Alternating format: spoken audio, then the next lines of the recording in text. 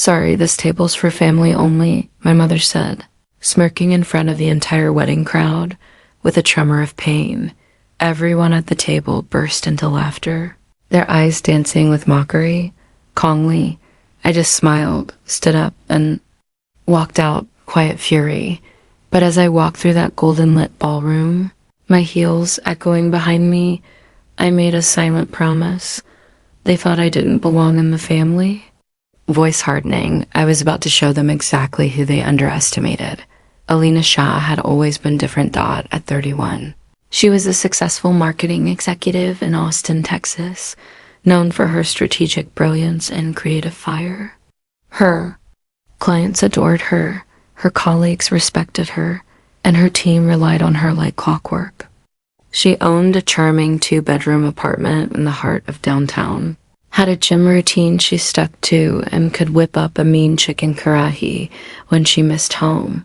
But in the Shah family, none of that mattered. Born to conservative South Asian immigrants, Alina had spent her entire life walking a tightrope between tradition and autonomy. Her younger sister Zara, now the bride, was the family darling, a stunning, fair-skinned dental school graduate who made perfect rotis and wore her dupatta just right. Their youngest brother, Omar, had recently been accepted into med school and was already being hailed as Dr. Shah at family functions. Alina, she was the cautionary tale, the one who left home at 22 to pursue a master's degree instead of marrying the nice boy from Karachi her parents had chosen. The one who wore jeans without guilt, spoke her mind in mixed company, and dared to say she didn't want children anytime soon. To her family, she was too American, a label delivered like a slur, as if her independence had contaminated her bloodline. And yet she still showed up. Despite the jabs, despite the distance, despite the subtle slicing exclusion that came in the form of missed phone calls and forgotten family group chats. Alina arrived at Zara's wedding dressed in a deep emerald lehenga, embroidered by hand, its threads glinting with the pride she refused to let go of. She entered the lavish ballroom of the Hyatt Regency, holding her head high. The air buzzed with music and perfume, golden lights draping the ceiling like starlight. Guests filled the room, women in silk saris, men in embroidered sherwanas, children running wild between tables stacked with sweetmeats and tea. Then she spotted it. The family table. Right near the stage, closest to the bride and groom. It was a sprawling, opulent setup adorned with cascading marigolds and ivory roses. The plates gleamed, the silverware sparkled, and each place setting bore a gold-trimmed name card. Alina felt a twinge of warmth in her chest. They saved me a seat. She walked toward it, her heels soft against the velvet carpet. Her mother, Rehana Shah, sat at the center of the table, resplendent in a plum sari, diamonds catching the chandelier light. Her cousins were already seated, laughing, sipping chai. A few elders she hadn't seen in years were there too. Alina stepped up with a gentle smile and a soft, "Hi, Amy." Rehana looked up. Her expression didn't falter, but her lips curled into something Alina recognized all too well. A smile that wasn't a smile. "Sorry," Rehana said lightly, tapping her glass. "This table's for family only." The words dropped like a blade. Alina blinked, confused, still processing. "I what?"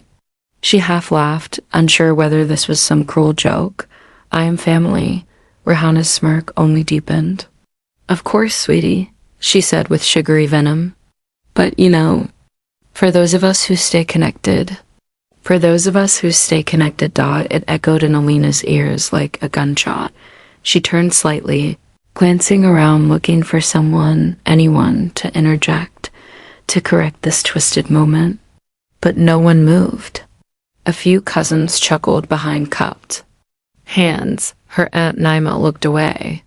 Her Uncle Khalid, the same uncle who once co-signed her college loan, smiled awkwardly and lifted his glass in mock apology. Laughter rippled through the table. Light, casual, As if Alina's humiliation were the entertainment before dinner, her throat tightened. Her mouth went dry. She tried to speak again, but the words were like stones in her mouth. Heavy, useless. A waiter brushed past her, placing more glasses of mango lassi on the table. Her mother reached for hers and raised it high. "To my beautiful Zara," she said, her voice like honey. "May your marriage be filled with harmony and joy." Everyone cheered. Glasses CLINKED.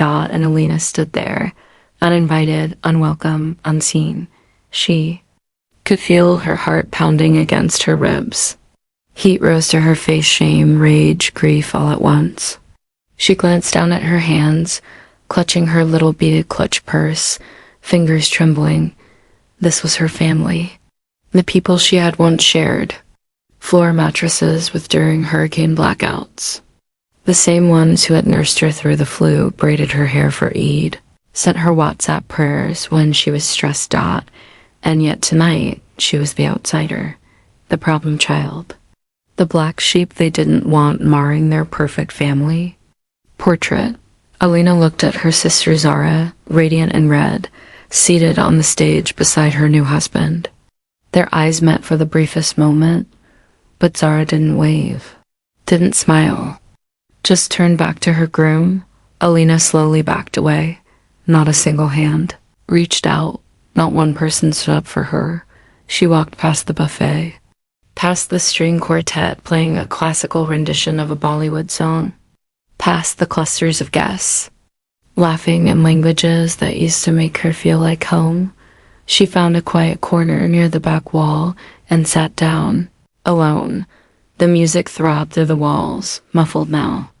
Her face was blank, her chest hollow. No one came to find her. No one offered her a plate or even a glance, and in that silence, something inside her shifted. Something broke, and something else, something darker, stronger began to take its place. The clinking of glasses and distant hum of celebration felt a million miles away. Alina sat at a small, round table near the back of the reception hall, tucked beside the hallway to the restrooms, right next to an employees-only sign. It was a forgotten corner, one where extra chairs were stacked, and the staff occasionally passed by without a glance. Her emerald lehenga shimmered under the dim wall sconce, out of place in the shadows. A dinner plate sat untouched before her, saffron rice, chicken korma, her childhood favorites.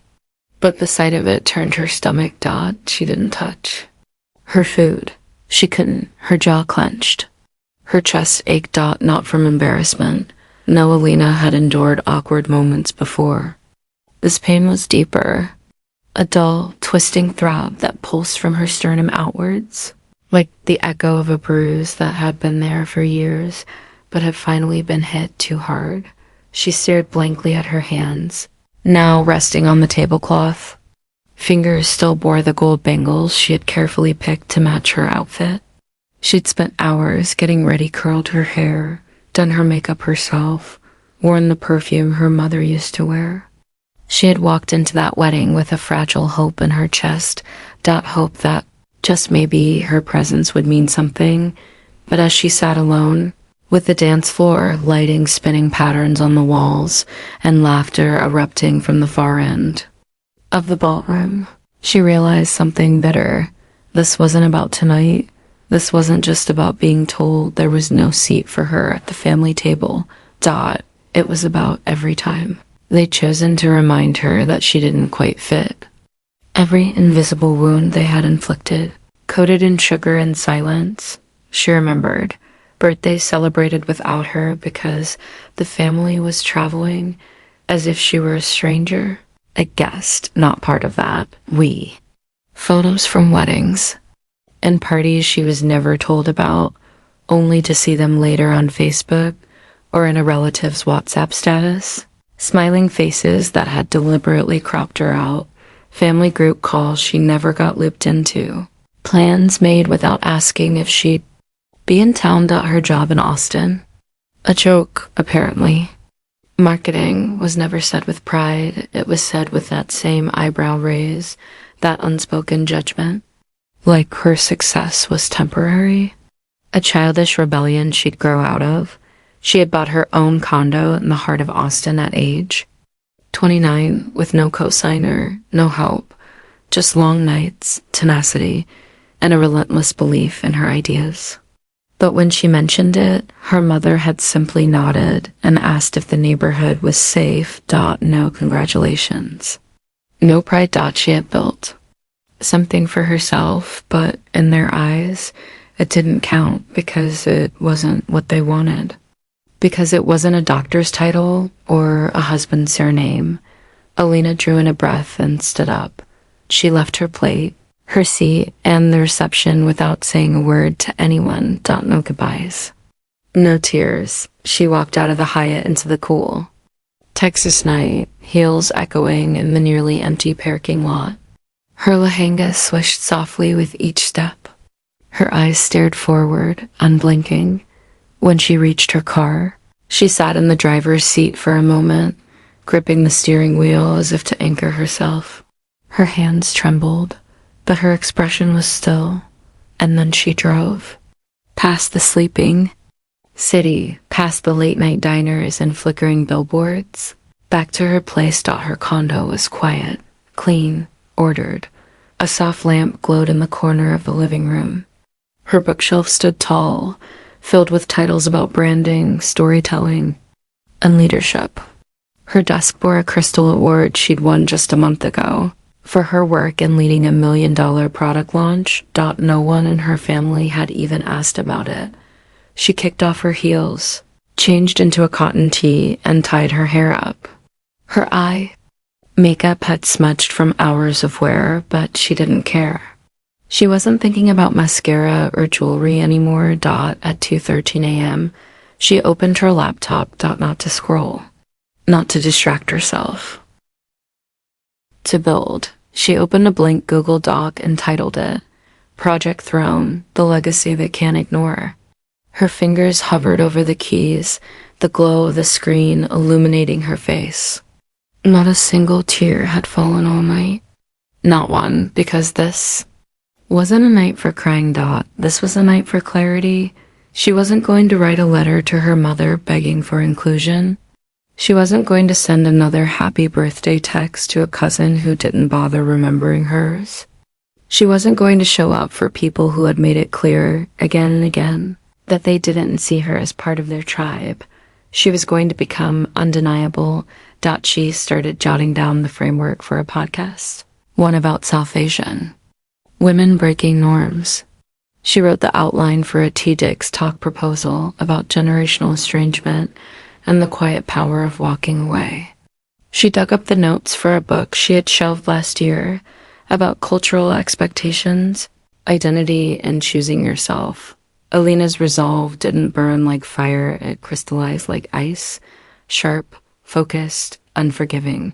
She wasn't going to scream for attention. She was going to make them notice without ever looking in their direction again.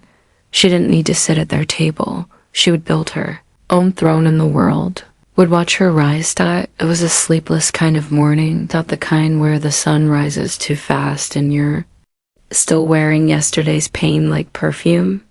Alina sat cross-legged on her couch, clutching a mug of black coffee that had long since gone cold. Her apartment was still cloaked in that pre-dawn blue. Outside, Austin was just beginning to stir, streetlights flickering off. Joggers pacing sidewalks, delivery vans humming down the road.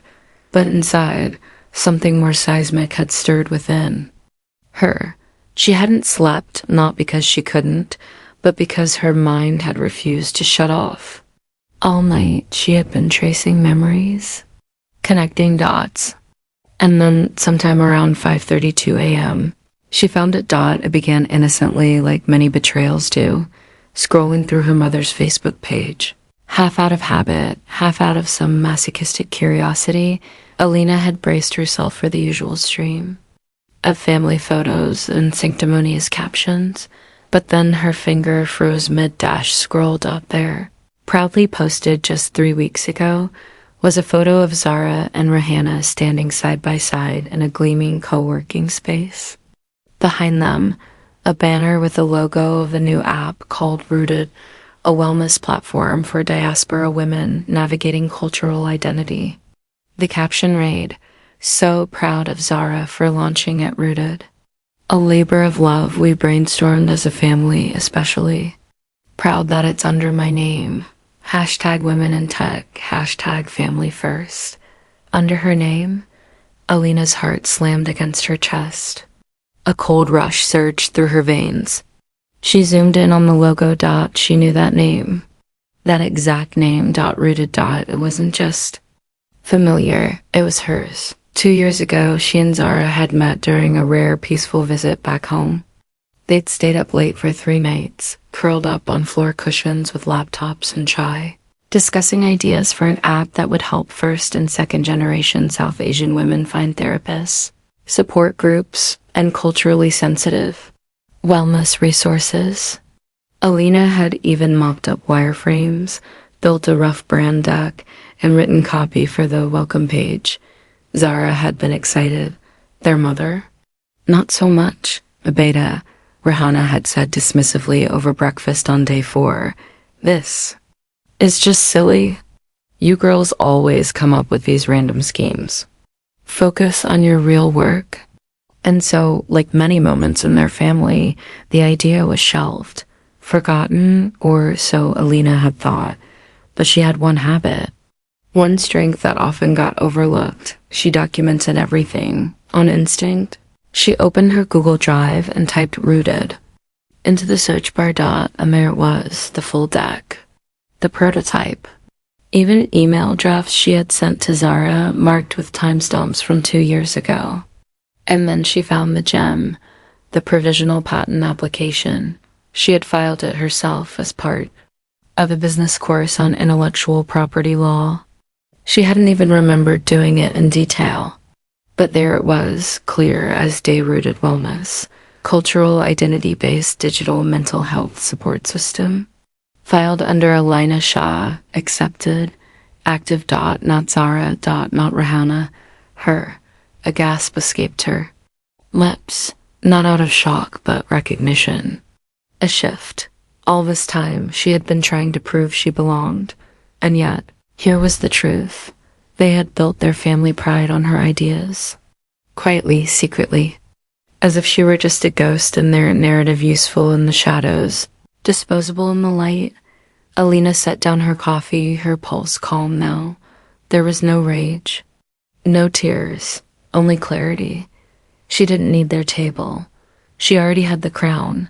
She reached for her phone and pulled up the contact list. Scrolling through, she landed on a name she hadn't touched in 6 months. Mira Sandhu, partner at Orion Ventures, the same VC firm Alina had collaborated with during a national fintech campaign last year. Myra had loved her pitch style. They had once shared a drink in New York after a marketing conference, bonding over their frustration with Silicon Valley's diversity problem. Myra had said something Alina had never forgotten, greater than, "One day you're going to stop making other people's dreams shine, and you'll finally realize your own could burn down a city." Alina smiled, dialing her number. The call rang twice before. Myra answered, groggy but alert. "Alina, wow, it's early." "I know, I have something," Alina said calmly, her voice low but laced with certainty. "An IPA-protected app for diaspora women mental health, identity, digital therapy." "You remember Rooted?" There was a pause. "You're pitching it?" "Yes," Alina replied, "but this time it's my name on it." Myra didn't hesitate. "Send the deck. I'll slot you in for Friday." Alina hung up, exhaling slowly. She opened her pitch file. Over the next hour, she began refining her branding, updating market analysis, integrating newer trends around AI-enabled therapy matching. Her fingers flew across the keyboard, not for revenge. Not for validation, but because she had outgrown their silence, the women they underestimated, become the women they fear. She was ready to be feared. The pitch room was quiet when she finished. Not the kind of quiet that comes from boredom or hesitation, but the rare, electrified silence that follows brilliance. A silence thick with possibilities. Alina stood with her shoulders square, her breath steady, and her voice low but unwavering. She had presented the rooted app under its new name, Unity Bloom, a brand that spoke of healing, connection, and reclaiming identity. She walked them through her research, statistics on mental health disparities among immigrant women, user personas, revenue models through partnerships with telehealth providers. Every slide, every figure was polished. Every word carried weight, but the clincher? She had legal documentation, the active provisional patent, the time-stamped prototype files, and even a signed advisory note from her early beta testers. She wasn't just a woman with an idea. She was an architect with blueprints, a builder with land, a queen with a throne. Myra Sandhu leaned forward, eyebrows raised, a slow smile forming on her face. "This is going to disrupt everything," she said. Alina didn't smile back, not yet. Not until she saw it through within 2 weeks. The paperwork was finalized. Unity Bloom, Inc. was registered as a Delaware Key Corp. She opened a business account, signed a lease on a sleek co-working space, and hired a developer friend from Austin to begin reworking the UI. Within days, Unity Bloom's website was live, offering early access to signups and newsletter subscribers. The response was immediate. Dozens of DMs from South Asian therapists, emails from diaspora women eager to beta test, podcast invite from a major South Asian creator on Instagram. And while her world ignited, Zara's began to flicker. Alina didn't check Zara's feed. She didn't have to. Her old prototype, repurposed and branded with new colors, had been quietly flagged by Apple for IP infringement. A takedown request had been submitted from the legal team backing Unity Bloom Automated.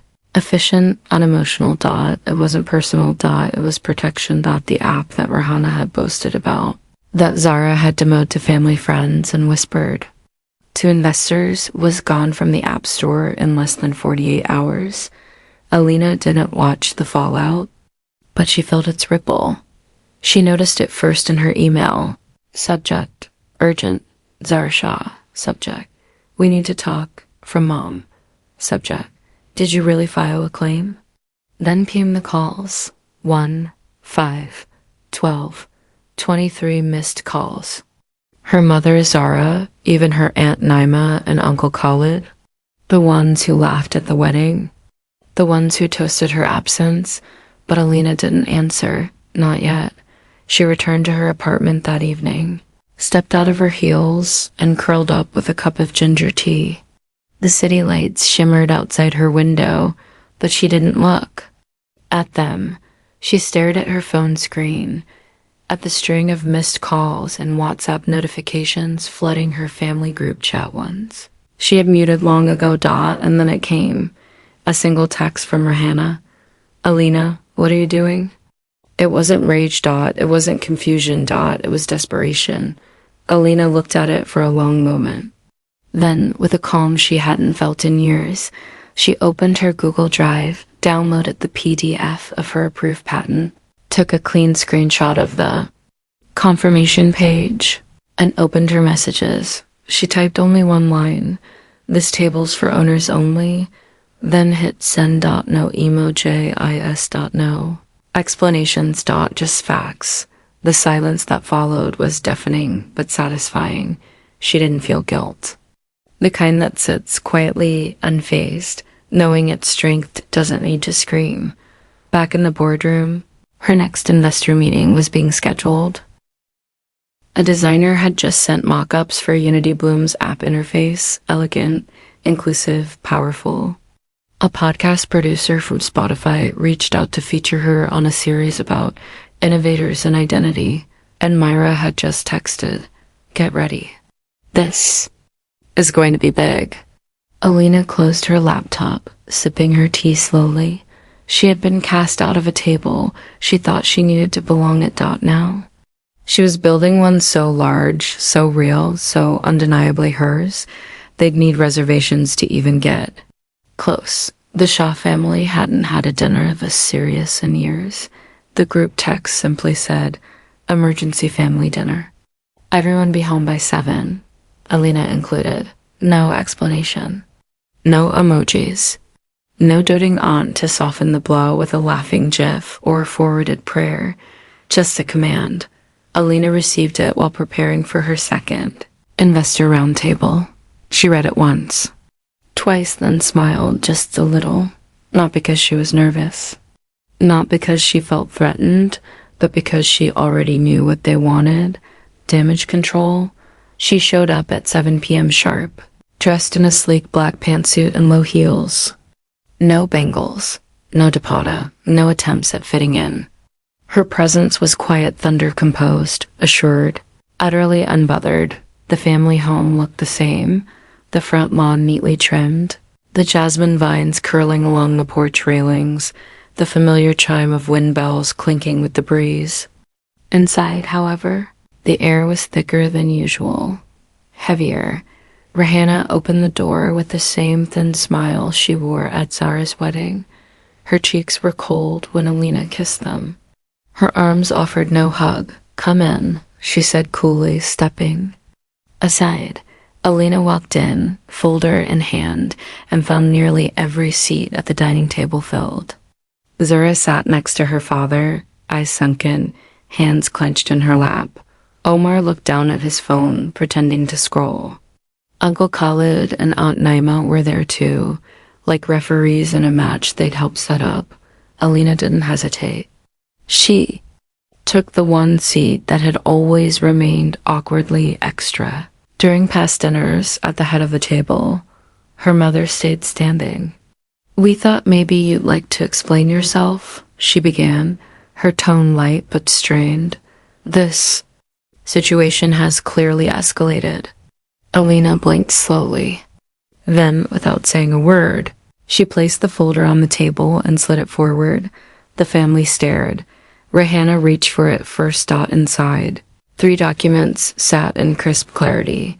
A printed copy of the active-rooted Unity Bloom patent with Alina's full legal name stamped in black. A signed VC agreement from Orion Ventures announcing Unity Bloom's $3.5 million seed round.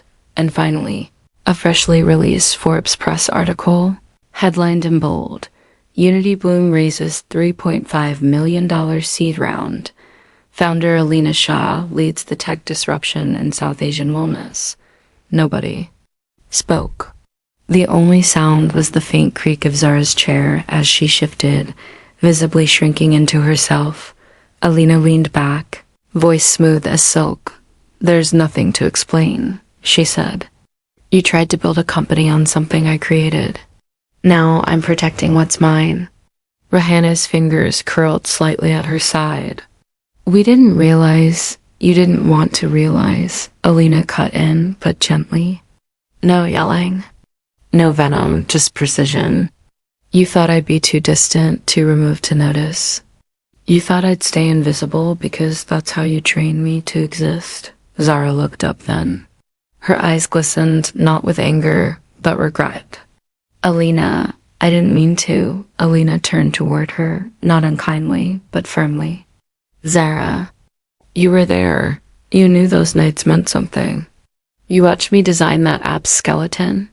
You let Mom call it silly ideas, and then you used them." Zara opened her mouth, closed it. A long silence followed, and then Alina stood up, not out of frustration, out of finality. She placed her hands gently on the edge of the table, eyes sweeping across the people who once made her feel like she had to shrink herself to fit a role they designed. She looked directly at her mother. "Next time you exclude someone from your table," she said, voice low and steely, "make sure they don't own the floor it's standing on." Rihanna's face didn't twitch, but her silence screamed. Alina straightened her blazer, picked up her phone, and tucked the empty folder under her arm. Then she took one step back, looked Rihanna in the eye, and added almost in a whisper, "But sharp enough to carve stone. I'm not angry. She paused. I'm just done pretending I needed a seat. With that, she walked out. No hugs. No pleasantries. No closure. Just a woman leaving behind the ashes of a room that once defined her, now made small by her presence. As she stepped back into the evening air, the door closing behind her, the weight on her chest lifted. She didn't just reclaim her work. She reclaimed herself, not with her permission, but in spite of it. That night, after the confrontation, Alina didn't go home right away. She didn't retreat to her condo or bury herself in pitch decks and legal documents. Instead, she slipped out of her heels and wandered barefoot along the quiet streets of downtown Austin. The pavement was still warm from the day's heat, and a soft, golden breeze kissed her face as if the city itself was whispering, "You did it." Neon lights glowed gently from late-night cafes. Music floated out of open patios. Laughter bubbled in the distance, not mocking or cruel, but free, joyful. For the first time in years, Alina felt weightless. Not because everything had been fixed. Not because the family that raised her had suddenly transformed. But because she had stopped asking for love that came with conditions. Stopped apologizing for being more than what they could understand. As she crossed Congress Avenue Bridge, the same spot where she once cried the night she'd left home at 22, she paused and looked over the water. The reflection of the skyline shimmered below her, steady and bright. She wasn't that girl anymore. She wasn't begging for a seat. She was the table, the floor beneath it. The roof. Above it, Zara's startup folded within the month, without access to the app, without funding, and with whispers of IP theft circling investors. The rooted brand crumbled. Zara deleted her social media accounts. Rahana stopped posting on Facebook altogether. There were no public apologies, no long emotional emails. The Shah family, proud and image-conscious, chose silence. But silence said everything. They didn't need to say sorry, not when the world was watching Alina rise. Podcasts, panels, TEDx invites. A feature in Fast Company. Alina's face appeared on a downtown billboard in her hometown with the words, "Greater Than." Unity Bloom, founded by Alina Shah, for women like us. Her cousin messaged her the photo. Her old high school teacher tagged her in it, and her inbox filled with stories, girls in India, Pakistan, London, and Atlanta sharing how they finally found a therapist who understood their culture. How the app made them feel seen. How someone like Alina made them believe they could do the same. She didn't chase her family's validation anymore. She didn't need it. They had their tight-knit dinners and perfect 8 photos. She had something bigger, untouchable. 6 months later, she launched the Unity Bloom Foundation, a nonprofit arm of her company dedicated to funding wellness and mental health programs for South Asian girls in under-resourced communities. Therapy scholarships, cultural sensitivity training, school partnerships in rural Punjab, a mobile counseling van project in Karachi for every girl who'd ever been told she was too loud, too different, too much. Alina built a sanctuary. Not with bitterness. But with purpose. She sat alone at a rooftop the night before her first global summit keynote, looking out over a city that once felt too big for her dreams. The skyline didn't tower over her anymore. It bowed, like it knew who she was now. Her phone buzzed. A message from Zara. "I saw the foundation video. You did good, Alina. Really good." Alina stared at the screen for a long moment. Her fingers hovered over the keyboard. Then she locked the phone and put it down. Not everything needed a response. Some acknowledgements were just echoes, late but not unwelcome, and that was okay. The next morning, she stepped on stage to a standing ovation. No mother waiting in the wings. No family clapping from the front row, but hundreds of women engineers. Activists, founders stood and cheered. some with tears, some with fists raised, not because she was perfect, but because she refused to be erased. If you've ever been excluded by the people who were supposed to love you most, if you've ever been told you didn't belong, that you were too much, too different, too American, too ambitious, let this be a reminder. Sometimes the best revenge isn't anger, it's power, it's peace, and it's walking away from there. Able to build your own empire. You were never meant to shrink for their comfort. You were meant to rise louder, freer, and on your own terms. Subscribe for more powerful stories of strength, betrayal, and triumph.